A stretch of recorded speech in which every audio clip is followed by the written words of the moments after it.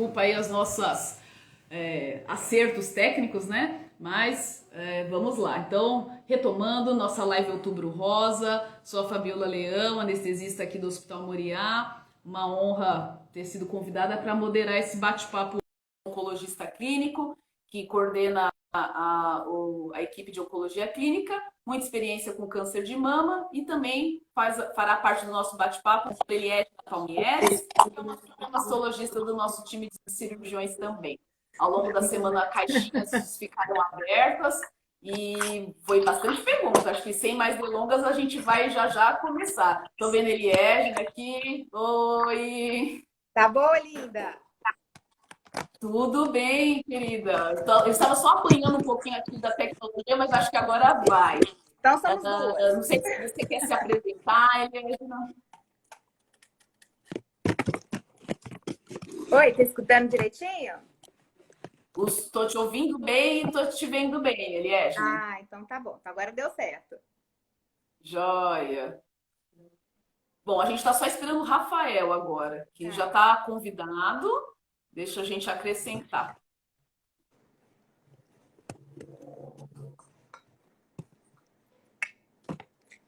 Eu tava atendendo, eu fui naquela correria, né? Corre para um lado, corre para o outro. Falei, Jesus amado. É isso, né? É ser multitarefa, né? E é essa que é a nossa vida. E acho que até a live vem para isso. As novas tecnologias à disposição. Assim que a gente consegue filmar, é assim que a gente consegue receber informação. Então, acho que vai ser bastante útil e bastante proveitoso o nosso bate-papo. Nossa audiência aqui mandou bastante perguntas. E até que eu estava falando aqui com o Rafael antes da nossa conexão cair, que outubro é quando todos os holofotes focam nisso, mas que o bacana é a gente manter essa atenção ao longo do ano todo, né? Porque a incidência realmente aumenta, né? Sim, e eu sempre falo isso, que parece que o câncer de mama só acomete o mês de outubro, né? Os outros meses não existe câncer de mama. E aí fala, gente, mas é importante, né? Bater nos outros meses também, dar esse enfoque, né? Da importância do exame, a importância de ir ao médico, mesmo na pandemia, porque parece que é só outubro. Exato. Opa, chegou. Agora vai. Oi, Rafael. Desculpa aí, a gente desconectou, mas agora acho que a gente está 100%, time todo aqui unido. Estava dando um bate-papo aqui com a minha querida amiga Eliégina. E aí, se vocês quiserem se apresentar, e a gente já tem uma listinha aqui de perguntas. Maravilha, maravilha. Que bom estar aqui com vocês.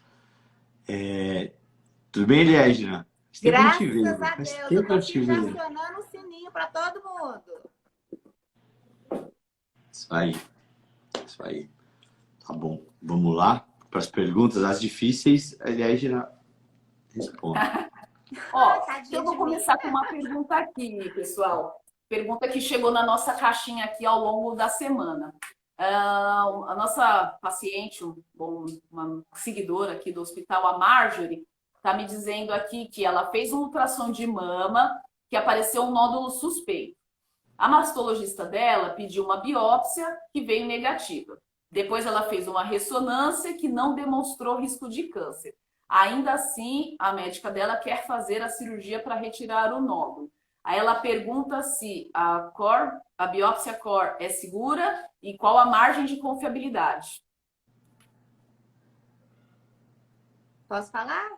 Claro, isso é cirúrgico. Eu desmaio com cirurgia, você sabe. Então, assim, na verdade, a core-biópsia, principalmente realizada em locais adequados, confiáveis, ela é 100% confiável, não tem jeito, é um resultado anatomopatológico daquele nódulo. Agora, a indicação da retirada do nódulo depende muito da característica e da evolução deste nódulo. Porque às vezes o nódulo ele é benigno na biópsia, só que a evolução, por exemplo, às vezes é um nódulo que houve um crescimento, ou às vezes que o anátomo patológico evidenciou que é uma lesão do bem, mas tem tendência a se tornar algo mais sério no futuro. Então é algo que a paciente tem que discutir com a médica, né? O porquê da necessidade dessa retirada deste nódulo. Mas, normalmente, a core biópsia, ou seja, a biópsia de fragmento, quando tira um nódulo, um pedacinho deste nódulo, né, através dos exames, ela é 100% confiável. Legal. Muito bom, muito bom. A Carla pergunta aqui para nós, é uma pergunta mais ampla aqui, mais genérica. Qual a diferença entre cistos e nódulos? E se um cisto pode virar um nódulo?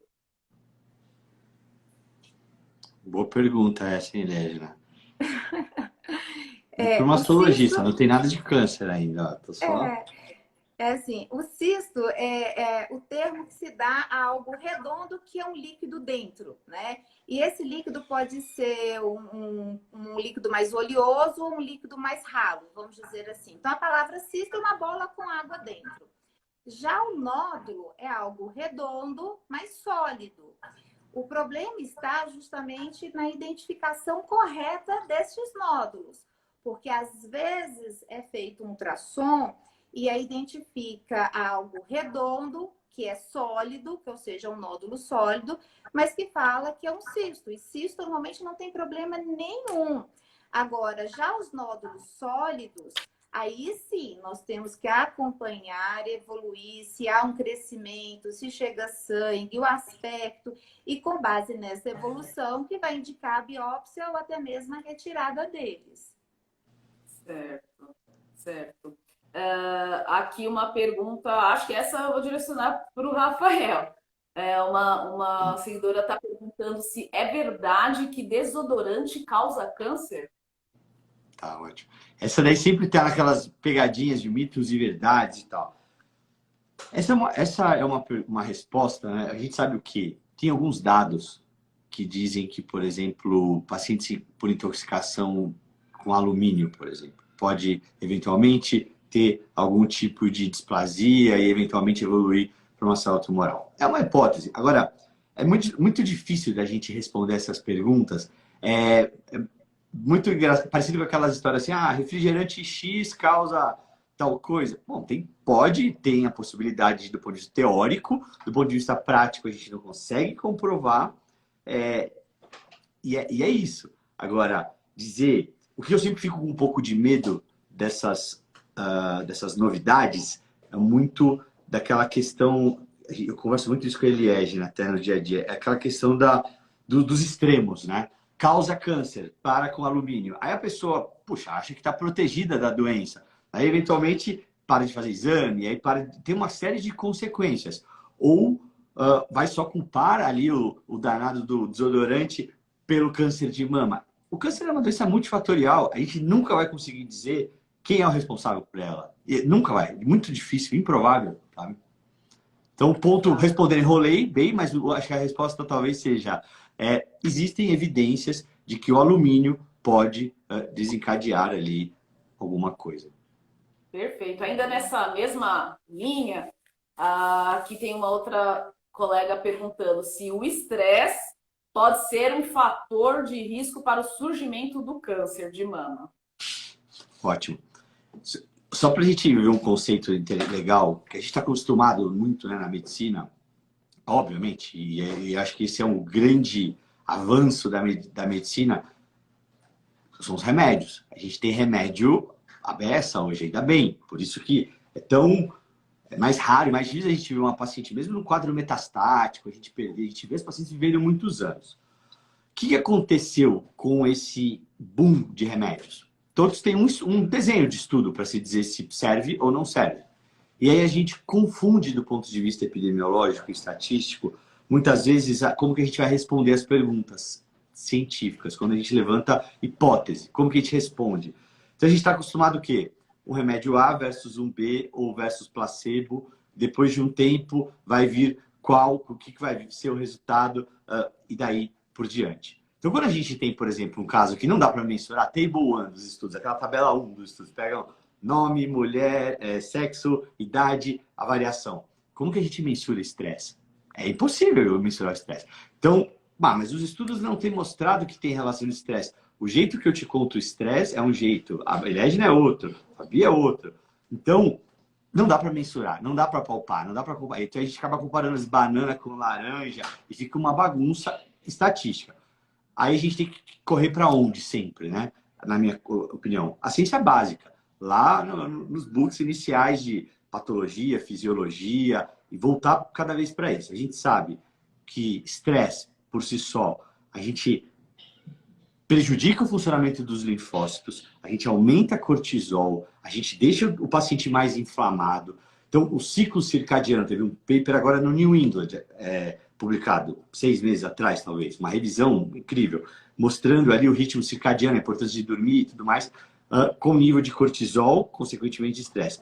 Então, agora, dizer, não tem nada a ver com estresse, segue a vida, vamos tocar e tal, não acho ideal. E mesmo que os estudos, eu tivesse um estudo ideal e falasse estresse tem nada a ver com câncer, eu acho que é uma grande oportunidade de se refletir, né, diante de uma doença. Falar, puxa, por que esse estresse? Por que eu estou vivendo com esse determinado problema? Né, vamos arrumar. E para terminar, é aquilo que eu acredito muito, e vocês dois me conhecem bem, sabem que eu falo toda hora isso. Nós somos seres complexos, né? A gente tem a nossa saúde física, mental, espiritual. Tem que não é receita de bolo, até porque se fosse tudo receita de bolo, aí nem precisava de nós médicos, né? A gente não precisaria da gente. Exato, exato. Uma audiência, uma pessoa da audiência aqui está perguntando para a gente por que algumas pacientes retornam à menstruação precocemente após a quimioterapia. Quer falar, Lili? Não, pode falar. Não, eu falo.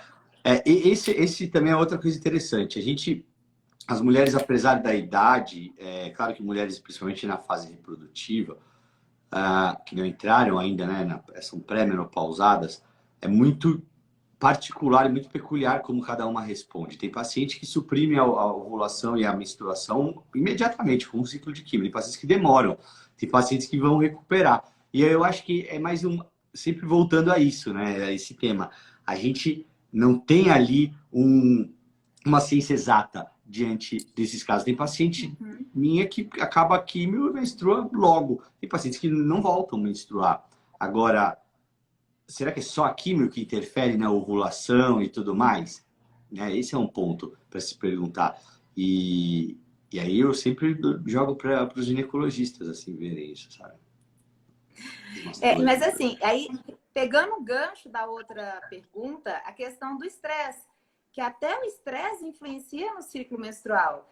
Então, até o próprio diagnóstico de um câncer, que é algo mais estressante na vida de uma mulher, no primeiro momento, porque depois ela tira de letra, graças a Deus, isso também influencia no ciclo menstrual. Então, assim, o retorno à ovulação ou o retorno à menstruação é muito individual. Não é, como o Rafael falou, não é uma receita de bolo. Então, tem pacientes que têm esse retorno mais precoce e tem outros que entram em menopausa. A gente não sabe explicar e vai ficar de eterno na menopausa. Exato, exatamente. Bom, tem uma outra pergunta aqui, pessoal. Uma paciente dizendo que eu desenvolvi artrite reumatoide depois do câncer e minha médica disse que é por causa do tratamento. Se vocês acham que foi por isso. Tá.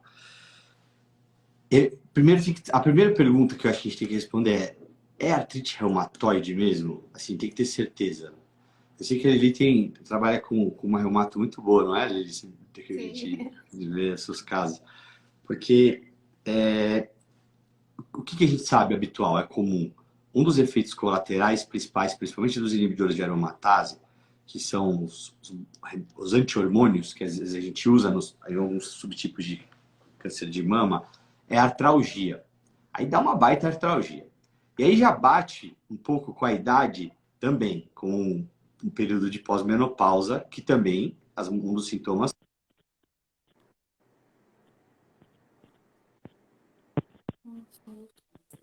Agora, Voltou? Voltou. Então, eu tenho que ter certeza se é artrite reumatoide mesmo. Ou não é só uma artralgia induzida por alguma coisa. E aí, essa alguma coisa pode ser um remédio, o inibidor de aromatase? É uma dos efeitos colaterais mais comuns. Será que está secundário aí ao quadro hormonal, ela está numa menopausa, é uma paciente que é sedentária, está com um pouquinho acima do peso, tudo isso tem que entrar na equação. Pensando assim, se for uma paciente usando inibidor de aromatase, a faixa etária, talvez não seja artrite reumatoide, talvez seja só uma artralgia aí relacionada ao remédio. Se for artrite reumatoide, aí o reumato tem que dar uma avaliada e tomar as medidas, né, próprias para a doença. Perfeito. A Isabela está perguntando para a gente por que a obesidade aumenta a chance de ter câncer. Essa é uma ótima pergunta. E que eu vou ser sincero, a resposta ela é variável, mas basicamente o que a obesidade faz? Ela aumenta muito é uma inflamação crônica que a gente acaba tendo nas nossas células, no nosso ambiente tumoral, né? No nosso terreno metabólico. Esse é o novo termo que tem sido utilizado do ponto de vista científico, nosso terreno metabólico. Então, a obesidade aumenta uma porção de interleucinas, de fatores de necrose tumoral, etc., TNF. É uma chuva. E aí, um exemplo que eu uso no meu dia a dia com meus pacientes é o seguinte. É como se a gente tivesse sei lá, estou aqui numa sala, estou com vocês, e aí uma neblina começa a entrar aqui, então, ou seja, essa inflamação seria essa neblina, e aí me impede de me comunicar direito com a Fabíola, me comunicar direito com a Eliégina. O meu linfócito, que é o nosso principal soldado que a gente tem no nosso corpo, ele não entende bem os comandos, ele não percebe bem o que acontece, então é uma série de fatores relacionados. Então, a gente tem um aumento da inflamação, aumento de estresse oxidativo. Com isso, eu consigo que a minha mitocôndria funcione menos, eu consigo que o meu mecanismo de reparo de célula, de DNA, funcione menos. Então, poxa, câncer é fundamental. Meus guardas, o nosso FBI, nossa polícia, que é o nosso imunológico, tem que estar funcionando super bem. E eles sofrem com obesidade. E hoje é sim já conhecido como o principal fator de risco para câncer de mama. Para câncer de mama. E até mesmo a questão do estrogênio, né? Também. A obesidade ela está relacionada à maior circulação do hormônio estrogênio, né? E hoje a maioria dos cânceres de mama são hormônio dependentes. Então, existe essa relação, e essa relação é tão intensa que a maioria dos estudos estão comprovando que as pacientes que tiveram câncer de mama e essas pacientes que tiveram um aumento de peso depois do tratamento, eles têm chance maior de ter uma recidiva do câncer de mama, o tanto que está associada a obesidade ao câncer. Perfeito, Lili, perfeito. Bem lembrado mesmo. O estrogênio é algo, os hormônios de uma maneira geral, e o estrogênio principalmente, né, óbvio, mas glicose também é algo aí associado. Então, quando a gente olha, obesidade é uma síndrome, né? É um conjunto de sinais e sintomas que é uma doença super complexa. Tem que entender muito bem qual é o motivo daquela obesidade. É um hipotireoidismo, ou é um paciente que tem um Hashimoto, é um paciente que tem uma síndrome do ovário policístico. Tem milhares de coisas juntos da obesidade. Não é simplesmente, porque come muito, né? Não é só isso. Tem que ser levado cada vez mais super a sério isso, na hora de tratar. É uma doença, né? Que não é fácil de tratar, não é uma coisa assim tão simples, né?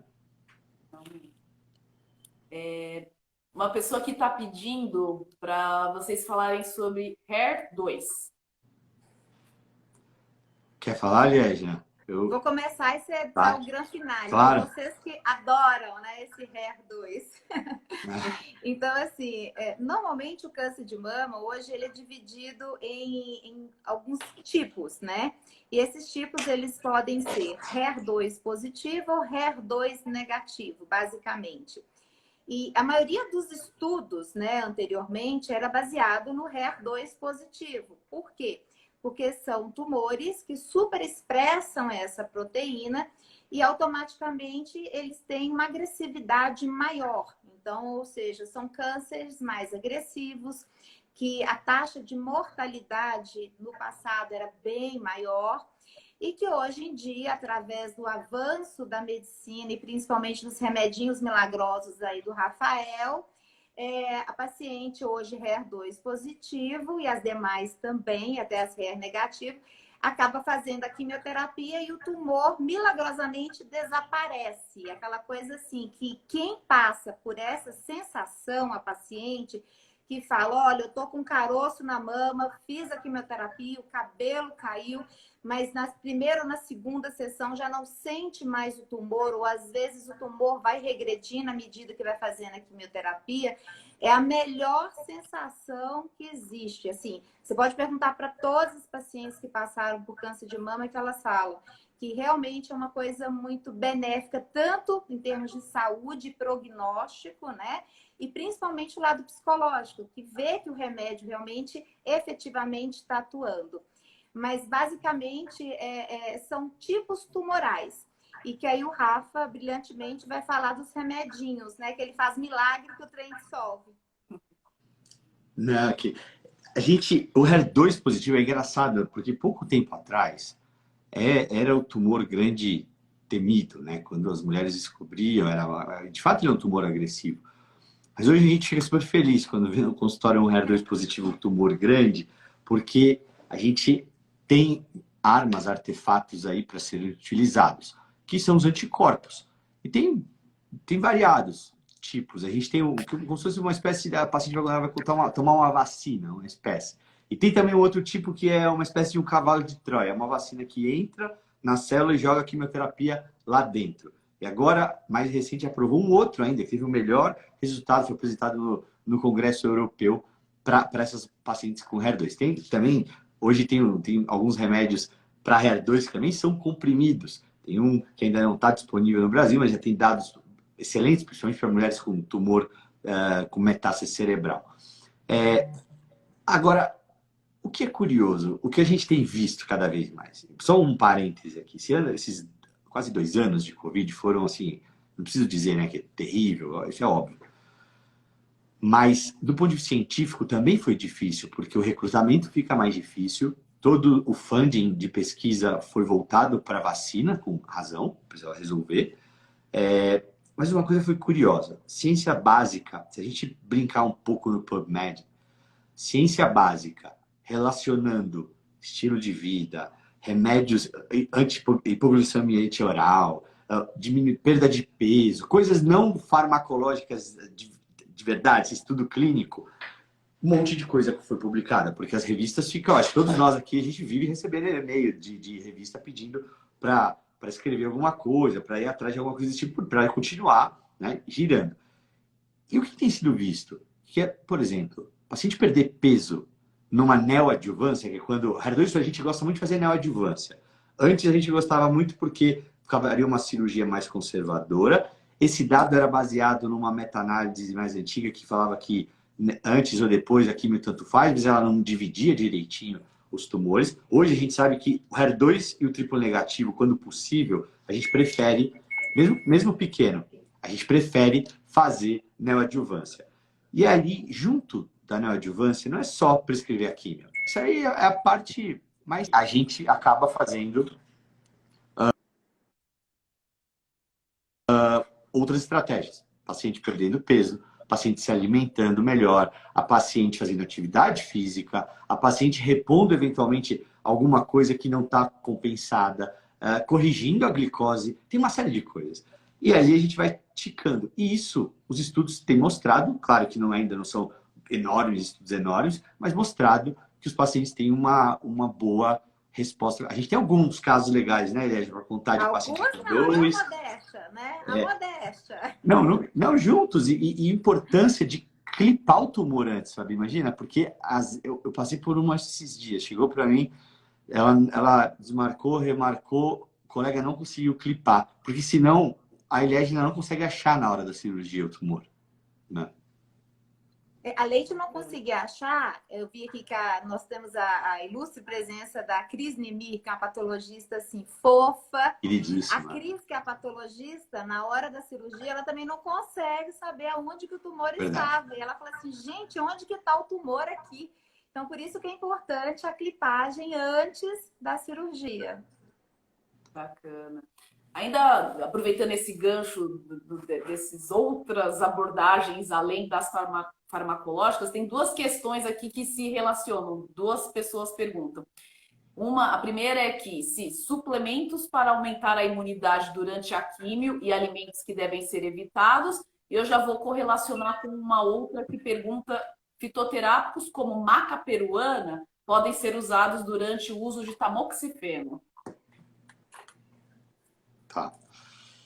Eu gosto muito de suplemento, mas tem que ter calma. As pessoas, assim, não existe milagre, sabe? Não existe, assim, existe, aliás, ao contrário, existe muitos milagres. Eu vejo milagres, a Beth acredita muito em milagres, isso existe, mas não existe mágica. Quero dizer o seguinte, não quero, toma esse suplemento aqui que vai acontecer isso ou aquilo outro. Não, isso não existe. Tem que existir uma responsabilidade da parte do paciente, do médico e uma cumplicidade. Porque muitas vezes o paciente fica com um pouco de receio de contar para o médico, e é natural, porque quando você tem qualquer problema, qualquer um de nós tem problema na nossa vida, a gente vai para o Google, sai ligando para todo mundo, fica ansioso, fica querendo resolver. E sempre tem um vizinho dando dicas. Sempre, e não é na maldade, é na ideia boa. O que a gente tem hoje? O que eu faço para os meus pacientes? Pessoalmente, particularmente.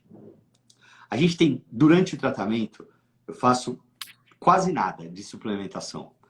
Quase nada mesmo. O que eu acabo fazendo? Eu reponho vitamina D. Teve um dado recente agora no GCO mostrando que vitamina D acima de 35, foi o cutoff que eles utilizaram, teve menos toxicidade ao Taxol, que é uma das químicas que a gente utiliza. Então, e a gente tem outras evidências mostrando que vitamina D tem lá umas... Eu não estou querendo... Eu tenho cuidado aqui na hora de falar vitamina D, porque não é aquela... A vitamina D vai curar a Covid, não é isso, não. Ela é importante, tá alto. E, curiosamente, muito raro, eu não me lembro, de pegar uma mulher que fez o diagnóstico de câncer de mama e tá com a vitamina D boa. Assim, não estou dizendo que isso protege, nada. Mas tem dados mostrando que tem uma relação. Então, eu corrijo as vitaminas básicas, vamos dizer assim. Organizo a dieta dela o máximo possível quando eu vou fazer químio. Alimentos crus, essas coisas a gente evita durante químio.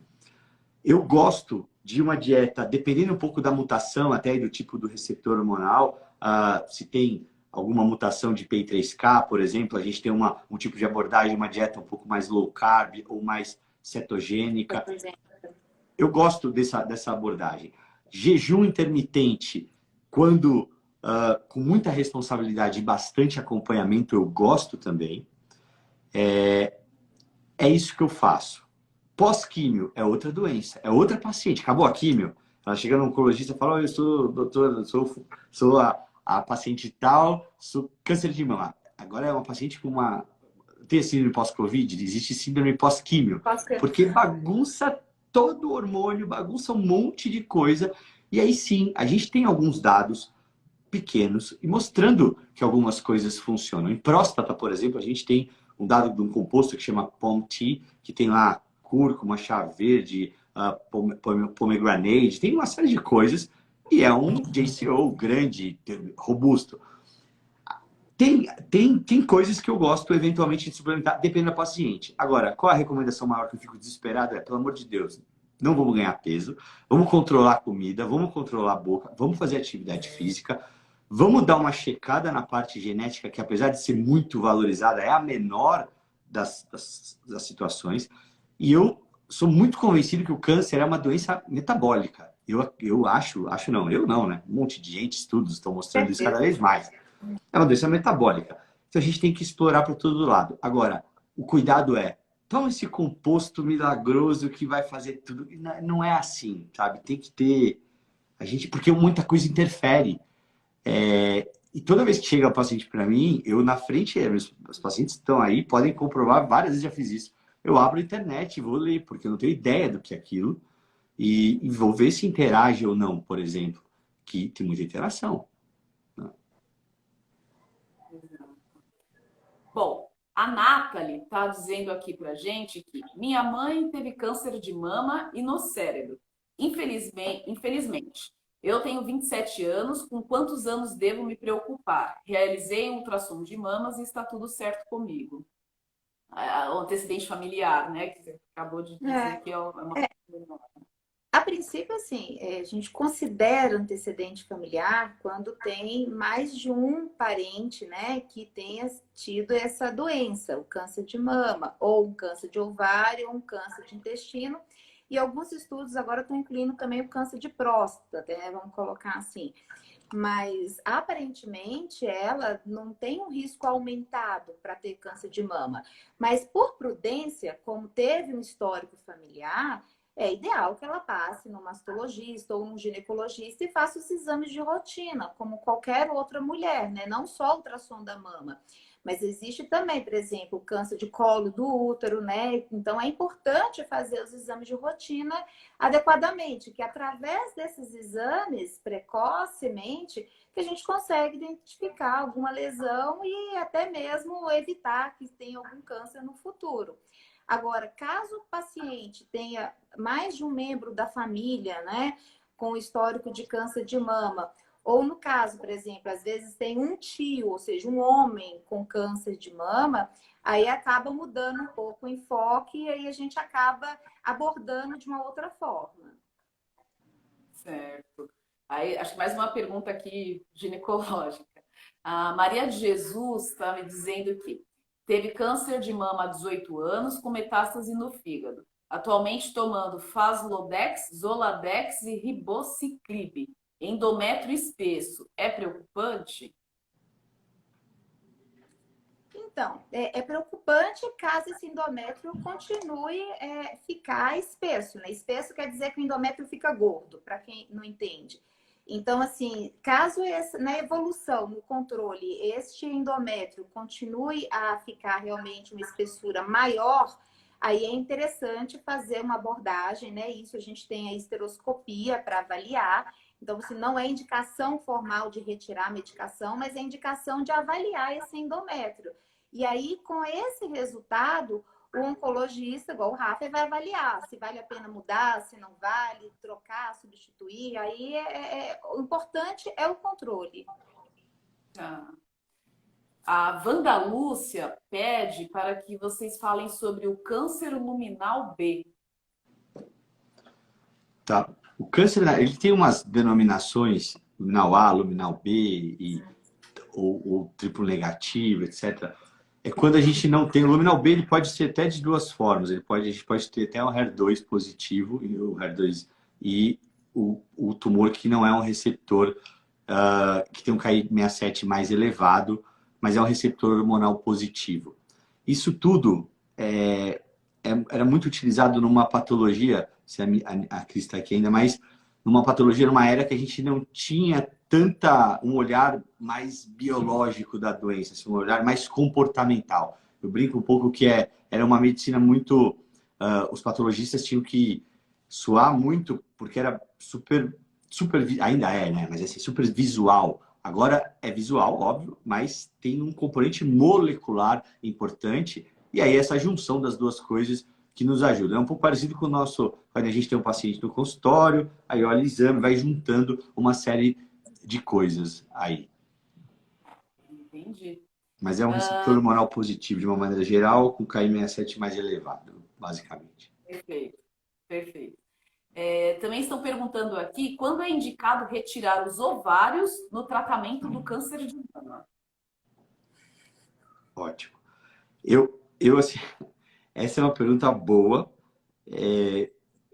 de certa forma até um pouco polêmica. Tanto a gente eu vou falar algumas coisas e a Regina vai me complementa, por favor, porque sinceramente, eu nunca pedi para tirar, não me lembro assim, não é que eu nunca pedi, sei lá, se tem uma lesão no ovário junto, eu vou pedir para tirar, mas por causa do câncer, eu não vou. Existem situações? Existem. Quando você precisa de uma mulher que tem um tumor de mama com um risco alto, receptor hormonal positivo, e você faz uma série de tentativas para suprimir o eixo da produção hormonal dela, para entrar ela na menopausa química, e não consegue. Tem casos que a gente não consegue. E aí tem situações, vai lá e faz uma oforectomia, por exemplo. Ou é uma paciente que tem um BRCA mutado e já está na mesa, tem a faixa etária, ali tem tem essa indicação. O que mais, Gégia?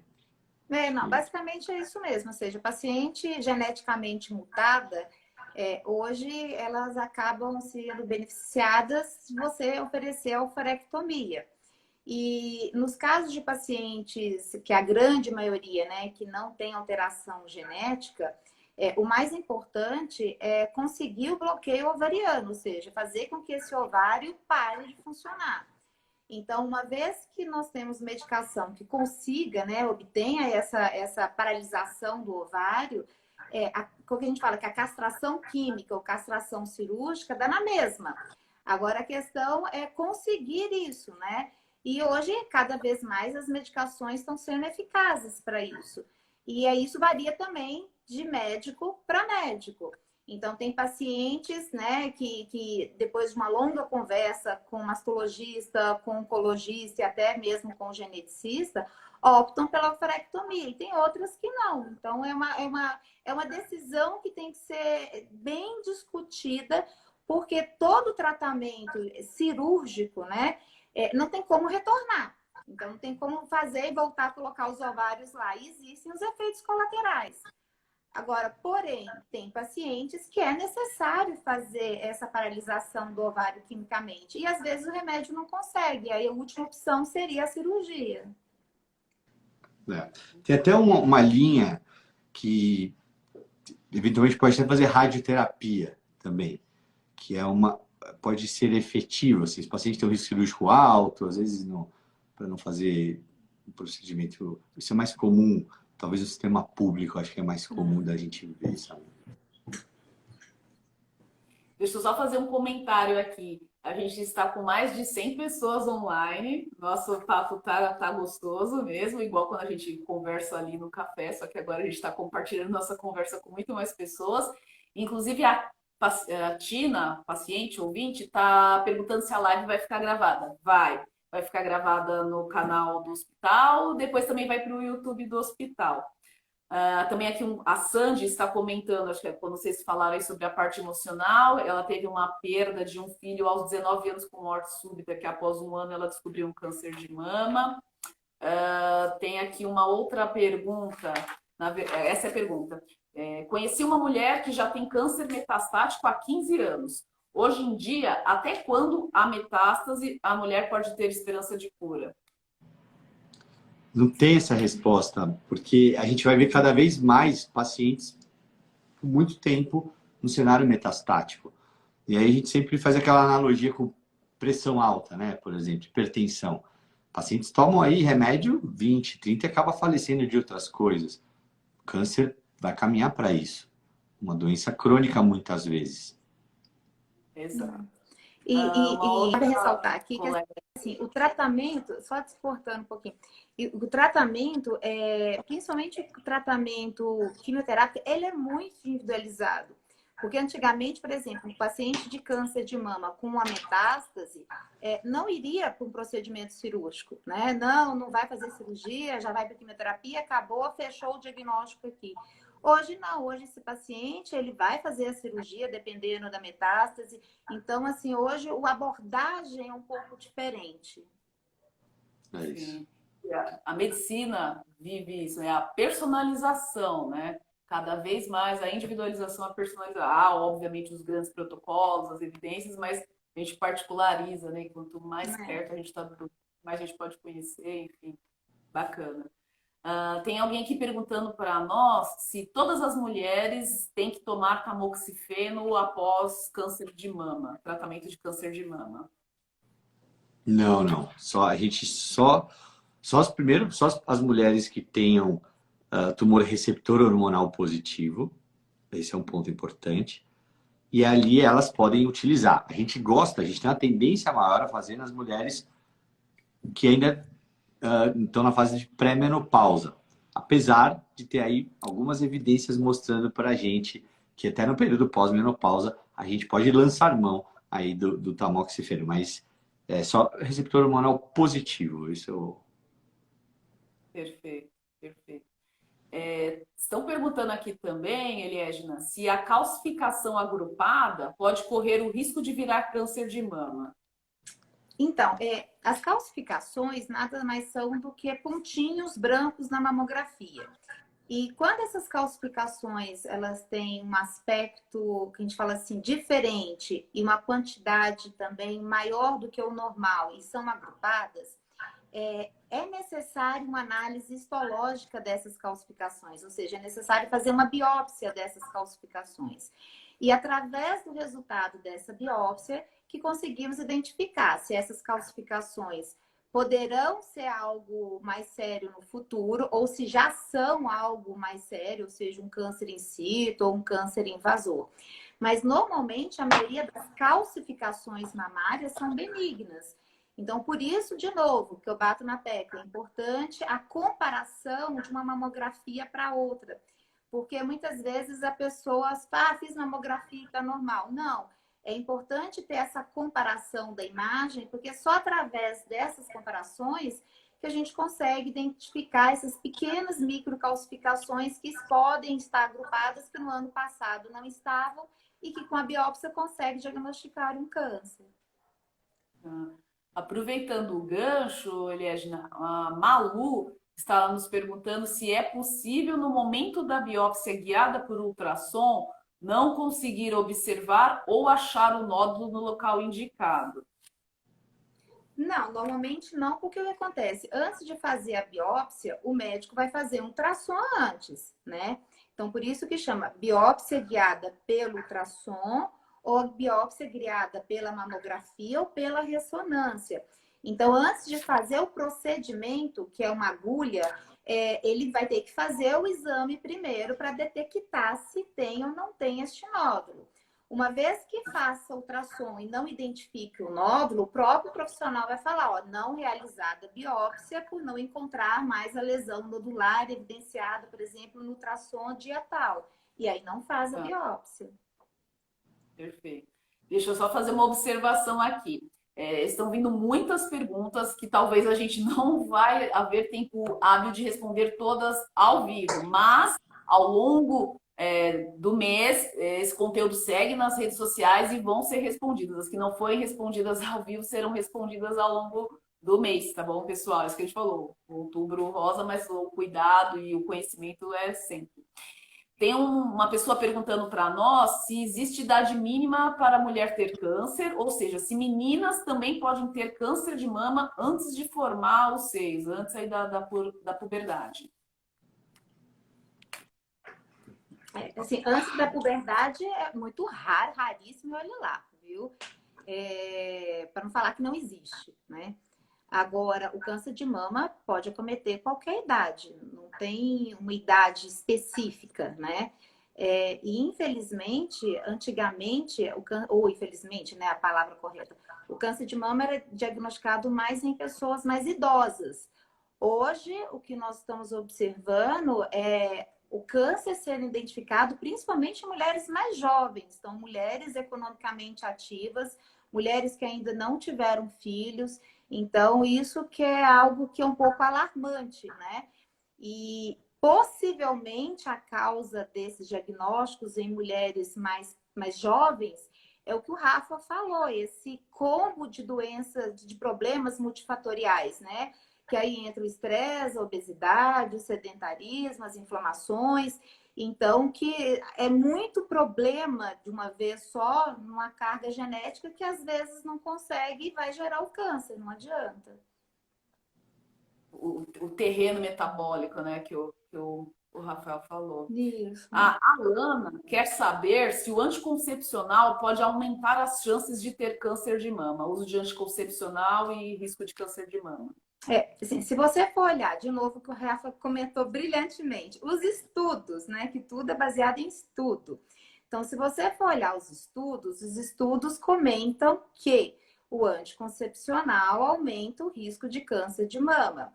Porém, se você for pesar numa balança, né? O benefício do anticoncepcional em termos de evitar uma gravidez não planejada no meio de uma população geral, com a incidência do risco de câncer de mama, é lógico que não tem nem comparação, ou seja, é para ser prescrito o anticoncepcional para a população.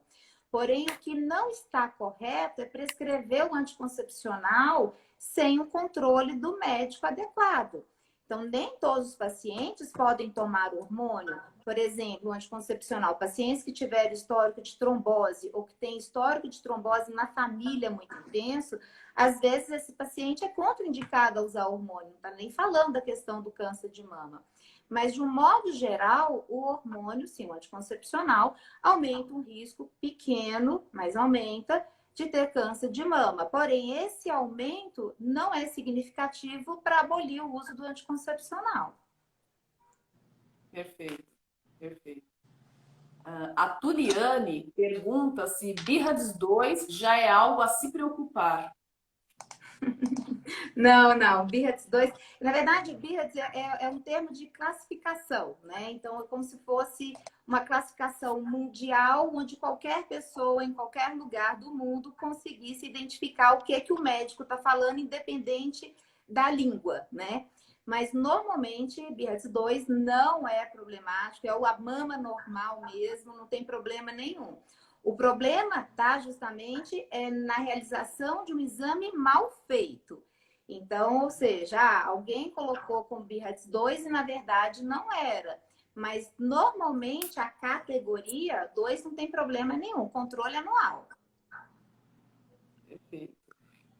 Elaine pergunta, câncer de mama triplo negativo tende a ter recidivas? O triplo negativo está mudando muito também o conceito, né? Era o grande tumor temível, vamos dizer, todo mundo tinha. Hoje mudou consideravelmente com o advento da neoadjuvância e com os remédios novos.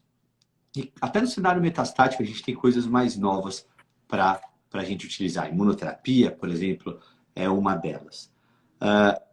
E ele tem uma curiosidade, uma coisa interessante. É um estudo mais antigo, mas ele mostra que o risco de recidiva dele ele é maior nos primeiros 2 anos. Então, quando uma paciente triplo negativa ela está sem evidência de doença nos primeiros 2 anos, a chance dela acabar desenvolvendo metástase vai diminuindo bastante ao longo do tempo. O que não é tão... Assim, a gente vê isso às vezes no receptor hormonal, uma metástase mais tardia, um quadro diferente. É um tumor, por ser, talvez, ter uma biologia mais agressiva. Na medicina tem muito isso, né? Esse paradoxo da agressividade com a resposta ao tratamento.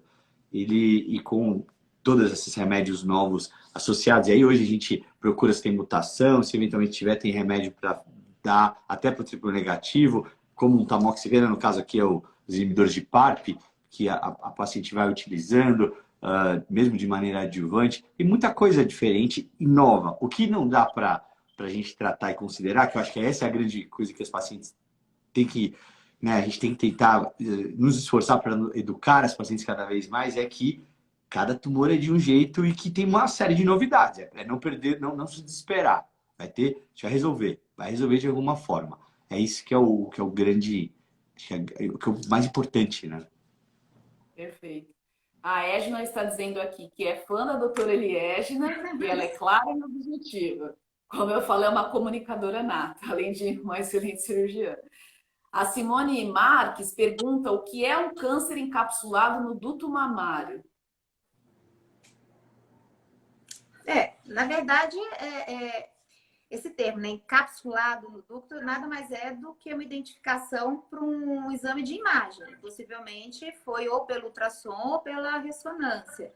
Mas automaticamente é um câncer, né? E o que vai depender é justamente a biologia dele, ou seja, como que esse câncer vai se comportar ou não. Fonseca pergunta se quando a pessoa tem recidiva, se o tumor volta exatamente no lugar que foi retirado primeiro. Não. Não, na verdade, na minoria das vezes, assim, bem na minoria das vezes, ele volta no mesmo lugar. Muito raro hoje em dia, porque a gente tem, além da cirurgia, a paciente, muitas vezes, dependendo do caso, se houver indicação, faz também radioterapia. Então, a recidiva geralmente é à distância. Ok. A Sandy diz aqui que o Dr. Rafael pediu para pessoas que não tiveram queda de cabelo para entrar em contato com ele.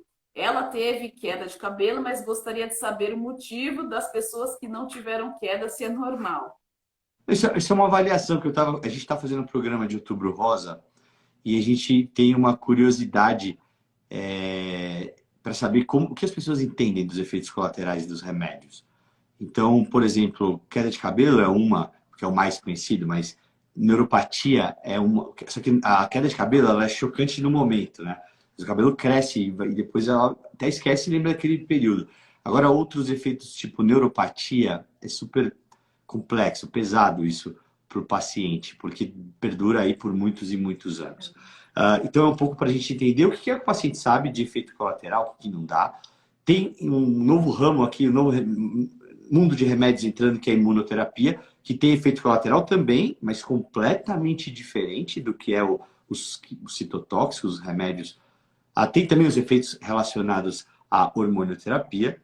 E tem também, a gente tem que estar associado, quanto mais o paciente souber, tiver informação, eu gosto de empoderar o paciente na informação. Quanto mais ele souber, maior a chance dele estar no tratamento mais adequado possível. Essa questão de ser muito passivo, sento na frente do médico, ele me dá o remédio, eu dou o braço, eu recebo o remédio, já estou... Não, não é isso. É pilotar o tratamento mesmo, entendeu? Então, e dosar os efeitos colaterais. E aí, na minoria das vezes, na raridade dos casos, até se perguntar qual é o tipo de qualidade desse remédio, de onde é que ele está vindo. Se é remédio mesmo? Ou está caindo no meu cabelo, é para cair? Não é? O paciente tem que provocar o médico. No melhor dos sentidos. Isso é a vida dele. Então, tem que existir esse tipo de estímulo, né? O conhecimento é poder, né? Então, quanto mais a pessoa souber participar ativamente, a gente vive a era do cuidado centrado no paciente, né? Muito bacana. A Gisele diz para nós, acho que essa é para a Eliege, né? Fiz mastectomia radical sem reconstrução, pois o mastro me disse que seria perigoso devido ser fumante. Se procede essa informação.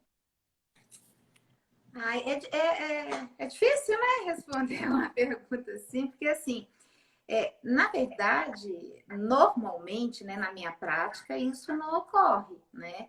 Agora, é difícil falar pelo outro, né? Às vezes uma dificuldade técnica, às vezes a pele não era muito maleável, né, pelo cigarro. Mas, de um modo geral, hoje isso não procede. Hoje, toda paciente é garantido por lei, né? Uma vez que faz a mastectomia, direito à reconstrução. Então, mas é meio complicado, mas de modo geral eu não concordo. Entendi, perfeito.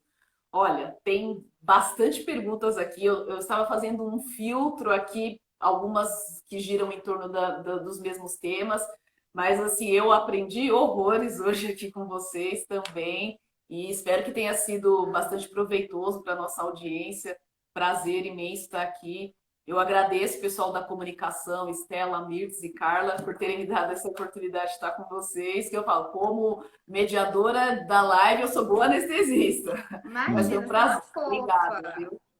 Obrigada, Eliege. Obrigado, Não. Rafael. Mais uns 5 minutinhos aqui. Não sei se vocês querem deixar alguma mensagem final. Eu acho que eu gosto desse. Eu acabei aproveitando essa última resposta para dar essa minha mensagem final.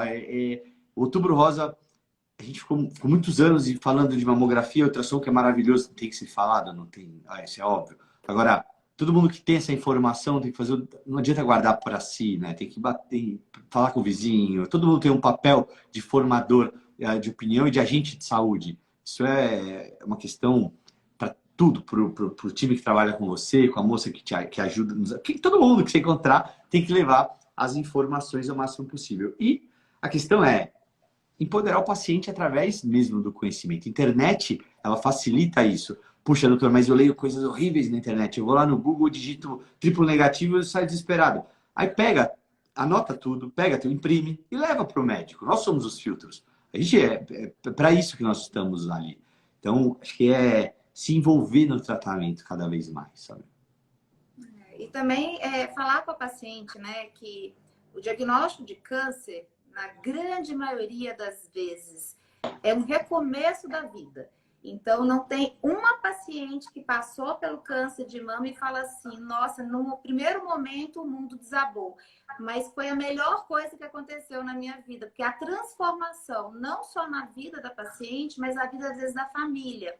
Então, são mulheres mais guerreiras, são mulheres empoderadas realmente, então são mulheres que às vezes eram muito subjugadas, né, pela sociedade, e fala, não, eu quero, eu não quero, eu estou gostando, eu não estou gostando.